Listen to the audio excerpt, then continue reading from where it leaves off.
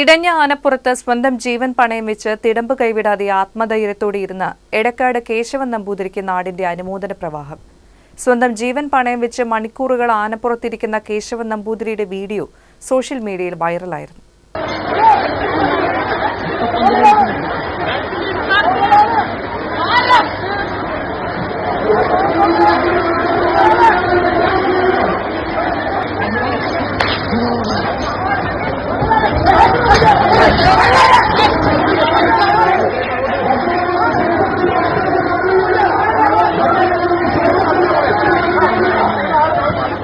കണ്ണൂർ ചെറുകുന്ന് അന്നപൂർണേശ്വരി ക്ഷേത്രത്തിലാണ് ശനിയാഴ്ച രാത്രി 9:45 ഉത്സവത്തിനിടെ ആനയിടഞ്ഞത്.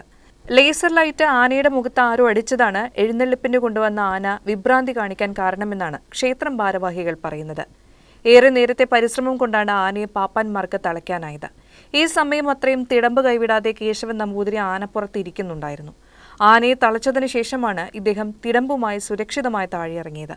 കേശവൻ നമ്പൂതിരി പുലർത്തിയ അസാമാന്യ മനോധൈര്യത്തെ നിരവധി ഭക്തജനങ്ങളുടെ സാന്നിധ്യത്തിൽ അന്നപൂർണേശ്വരി സേവാസമിതി ഭാരവാഹികൾ പൊന്നാട അണിയിച്ച് ആദരിച്ചു. ആനയെ എഴുന്നള്ളിക്കുമ്പോൾ കയറുകെട്ടിയാണ് വഴിയൊരുക്കിയത്.